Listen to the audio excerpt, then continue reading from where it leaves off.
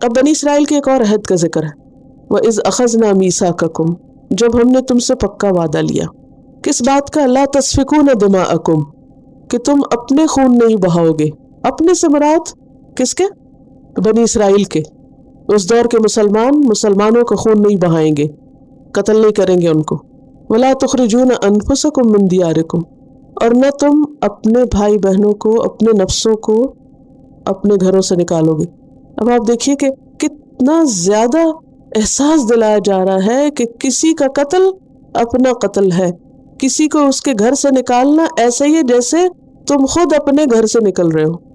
اور خاص طور پر یہاں پر گھروں سے نکالنے کی بات، کیونکہ انسان کو اپنے گھر سے، اپنے وطن سے پیار ہوتا ہے، اور بعض علماء نے یہاں تک لکھا ہے کہ کسی کو اس کے وطن سے نکالنا بسا اوقات قتل سے بھی زیادہ شدید ہوتا ہے۔ قتل میں تو مار دیا، ختم ہو گیا، لیکن کسی کو اس کے گھر سے بے گھر کرنا اور اس کے وطن سے بے وطن کرنا اس کے لیے بہت بڑا ٹارچر ہے۔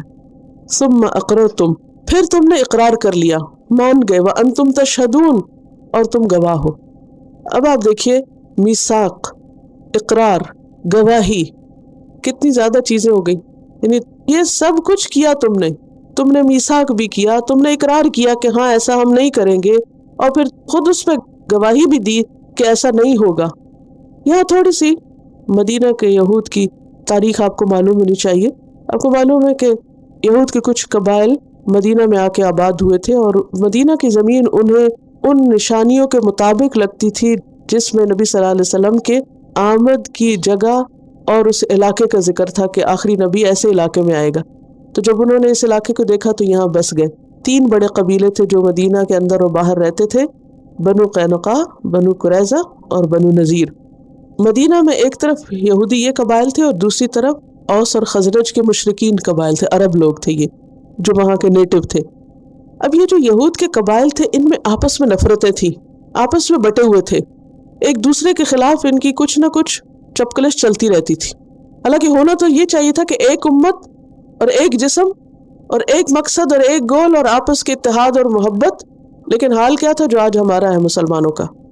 مسلمانوں کے مختلف رنگ اور نسل میں تقسیم، علاقے اور قبائل اور قومیں ایک دوسرے کے خلاف کچھ نہ کچھ چپکلش کرتی رہتی، یہی حال سمجھے وہاں تھا۔ اب کیا ہوتا تھا کہ دنیاوی سیاست کے تحت یہ آپس میں بعض اوقات اعلائے بننے کی بجائے کیا کرتے، دنیاوی مفادات کے لیے مشرکین کے ساتھ اتحاد کر لیتے تھے۔ جیسے آج کل مسلمان اپنی قومی سیاست کے تحت یہ نہیں دیکھتے کہ ہم کس کا گروہ، کس کی پارٹی ہیں، کس کے ساتھ دے رہے ہیں، کس کی مدد کر رہے ہیں، بس وہ دیکھتے کہ ہمیں وقتی طور پر فائدہ کس سے۔ تو یہ بھی کیا کرتے کہ آپس میں اتحاد کرنے کی بجائے مشرکین قبائل سے اتحاد کر لیتے۔ لہٰذا یہ کہا جاتا کہ بنو نذیر اور قریظہ جو تھے وہ اوس کے ساتھ مل جاتے اور قینقاع جو تھے وہ خزرج کے ساتھ۔ نبی صلی اللہ علیہ وسلم کی مدینہ آمد سے تقریباً 5 سال پہلے جنگ بواس ہوئی تھی، اور اس میں بہت بڑے پیمانے پہ بلڈ شیڈ ہوا تھا۔ اس جنگ میں اوس اور خزرج آپس میں لڑے تھے۔ اب کیا ہوا، جو لوگ اوس کے ساتھ تھے یہود کے وہ ان کی طرف سے لڑے، اور جو خزرج کے ساتھ تھے وہ ان کی طرف سے لڑے، اور آپس میں اب ان کی جنگ شروع ہوئی۔ اب جب آپس میں جنگ ہوئی ان 2 قبائل کی، تو جو ان کے الائے تھے ان کی آپس میں لڑائی ہوئی۔ اب اس میں کیا ہوا، مسلمان کے آمنے سامنے آیا اور ایک دوسرے کی قتل و غارت کی، اور ان کو ان کے گھروں سے نکالا، اور یہ سارے کام کیے جن سے اللہ تعالیٰ نے منع کیا۔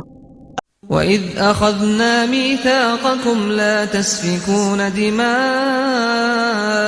وَلَا تُخْرِجُونَ أَنفُسَكُمْ مِنْ دِيَارِكُمْ ثُمَّ أَقْرَرْتُمْ وَأَنْتُمْ تَشْهَدُونَ۔